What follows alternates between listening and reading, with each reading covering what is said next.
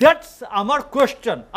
আমার বক্তব্যটা হচ্ছে, শেখ হাসিনা নিজেকে বাংলাদেশকে একটি আধুনিক রাষ্ট্র মনে করেন না। নির্বাচনটা হবে না, নির্বাচন সঠিক হবে না।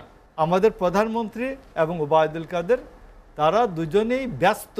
সেই আলোচনা শুরুতে আমি মোশাররফ আহমেদ ঠাকুর ভাই আপনার কাছে যেতে চাই। উপজেলা নির্বাচন বিএনপি বর্জনের সিদ্ধান্ত নিয়েছে, কেন? ধন্যবাদ আপনাকে, অপর দুই বিজ্ঞ আলোচক, দর্শক শ্রোতা সবাইকে ধন্যবাদ।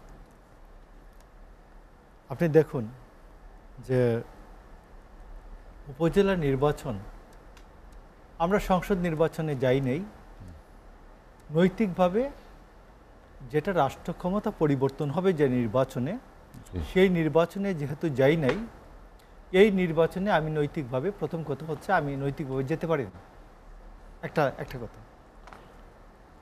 কিন্তু বিএনপির এই নৈতিক অবস্থানটা সঠিক আছে কিনা আমরা এই বিষয়টা আলোচনা করতে পারি। আপনি যেহেতু আমাকে জিজ্ঞেস করেছেন, না, যেহেতু এটি স্থানীয় নির্বাচন, ক্ষমতা পরিবর্তনের কোনো বিষয় নেই এবং দলীয় মোড়কে হচ্ছে না, আপনি দেখেন সেজন্য তো সুযোগ ছিল যাওয়ার। ঈদের আগে থেকে এবং ঈদের পরে, ঈদের আগে বলেছেন যে কেউ প্রভাব বিস্তার করলে রেহাই নাই, এমপি মন্ত্রীরা কেউ প্রভাব বিস্তার করবেন না, এটা ওবায়দুল কাদের মন্ত্রী স্বজনরা প্রার্থী হতে পারবেন না, সেটা বলেছে।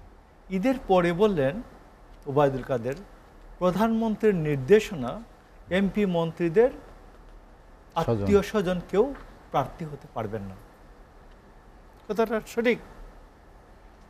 আমার সাথে মনে হয় সালাউদ্দিন, সাবেক ছাত্রনেতা, ঢাকা বিশ্ববিদ্যালয়ের মেধাবী মুখ প্রোডাকশন, সেই হিসেবে অস্বীকার করার কথা না, এটা এইটুকুন পর্যন্ত সঠিক বলেছে, একমত। সংবিধানের ২৭ নম্বর অনুচ্ছেদ অনুযায়ী কোনো বৈষম্য প্রদর্শন করা যায় না। তো আমি আপনাকে বলি যে আওয়ামী লীগের ভাইয়েরা মনে করলেন যে কি নাম, যে আচ্ছা সংবিধান তো রাষ্ট্রের মানুষের জন্য, সংবিধানের জন্য তো মানুষ না, এটা এখন বলতেই পারেন। আরেকটা হচ্ছে যে আওয়ামী লীগের গঠনতন্ত্র, এটা তো গঠনতন্ত্রের দলের জন্য গঠনতন্ত্রের জন্য তো আর দল না, এটা চেঞ্জ হইতেই পারে। প্রধানমন্ত্রী যাহা বললেন তাহাই আইন। আচ্ছা, ভেরি গুড। এখন আসুন, আমরা কি কথাটা বলছিলাম, বিএনপি কি কথাটা বলছিল? বিএনপি বলছিল যে এই লোকগুলিকে রেখে আমরা নির্বাচন করতে চাই না, একটা সংসদটা ভেঙে দেন মিনিমাম, অনেকগুলো দাবির মধ্যে এটা একটা। আজকে আওয়ামী লীগ বলছে এই সংসদ সদস্যরা তাদের আত্মীয় স্বজন যদি দাঁড়ায় তাহলে এই সংসদ সদস্যরা প্রভাব বিস্তার করবে, নির্বাচনটা হবে না, নির্বাচন সঠিক হবে না।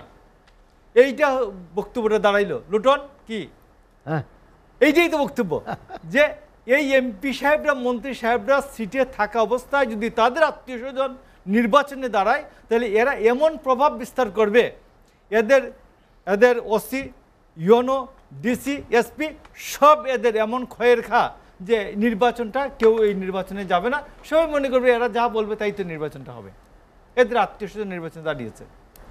তো যে লোক আত্মীয় স্বজনের জন্য প্রভাব বিস্তার করে সে তার নিজের আসনের জন্য প্রভাব বিস্তার করে নাই। যে লোক তার আত্মীয় স্বজনের জন্য বন্দুক ধরে ফেলে, বলে উন্নয়ন বন্ধ, একরাম বলে উন্নয়ন বন্ধ, আবার কেউ তার নিজের থানায় দেয় কি বলে ছেলেকে, পাশের থানায় দেয় ভাইকে। এখন আমাদের প্রধানমন্ত্রী এবং ওবায়দুল কাদের তারা দুজনেই ব্যস্ত যে এরা প্রভাব বিস্তার করবে, নির্বাচনটা ধ্বংস হয়ে যাবে। তো আমার কথা হলো যে এই লোকগুলো নিজের সিটের থেকে যখন নির্বাচন করেছে, সংসদ নির্বাচন করেছে, তখন কি এরা প্রভাব বিস্তার করে নাই? তখন কি এরা ফেরেশতা ছিল? আর এই 3 মাসের ব্যবধানে এরা সব শয়তান হয়ে গেছে? This is the point. তাহলে দেখুন, আমরা যে পয়েন্টে বলছিলাম যে এই পার্লামেন্ট রেখে নির্বাচন হতে পারে না, এই পার্লামেন্ট রেখে একটা অর্থবহ নির্বাচন হবে না, নিরপেক্ষ নির্বাচন হবে না, এই কথাটা আজকে আওয়ামী লীগ আজকে মেনে নিয়েছে। যখন দেখছে বিএনপি নির্বাচনে যাচ্ছে না এবং জাতীয় পার্টিও ঠিকমতো কত 450-র জন্য 5টা না কয়টা মনোনয়নপত্র জমা পরশুদিন পর্যন্ত আমি দেখছি বিক্রি হয়েছে এরকম। তো দেখছে যখন আমি আর মামুরা, তো ঠিক আছে, এখন এই জায়গায় তো একটা ইলেকশন মিনিমাম তো দেখাইতে হবে, লোকজনকে সারা বিশ্বকে দেখাইতে হবে, সমাজকে দেখাইতে হবে।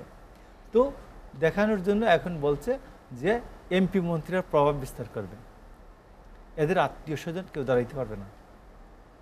তো আমাদের দেশে আপন ভাইয়ের বিরুদ্ধে নির্বাচন করেছে, রহিমউদ্দিন বর্ষা, করিমউদ্দিন বর্ষা, করে নাই ইলেকশন, করে নাই? তো করেছে সাতক্ষীরা দিদার বক কামাল বক তো আলাদা আলাদা দিদার বক কামাল বক ইলেকশন করেছে।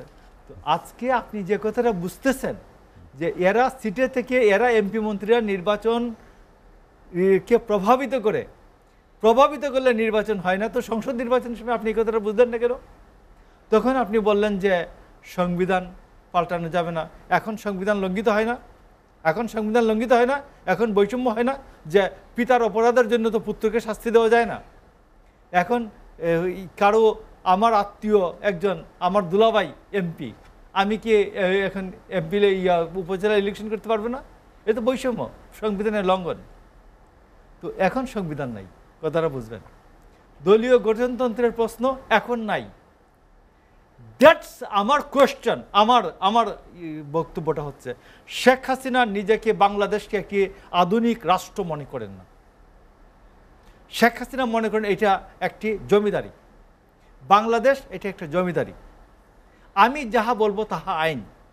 শেখ হাসিনা নিজেকে প্রধানমন্ত্রী, নিজেকে মনে করেন ভাইসরয়। তাইলে আমার পয়েন্ট হচ্ছে এই উপজেলা নির্বাচনকে কেন্দ্র করে যে আওয়ামী লীগ বাংলাদেশ যে একটি আধুনিক রাষ্ট্র, এই রাষ্ট্র ব্যবস্থায় সে বিশ্বাস করে না। এই রাষ্ট্রকে সে আওয়ামী লীগ মনে করে এটা একটা জমিদারি, আমরা যাহা বলবো তাহাই আইন।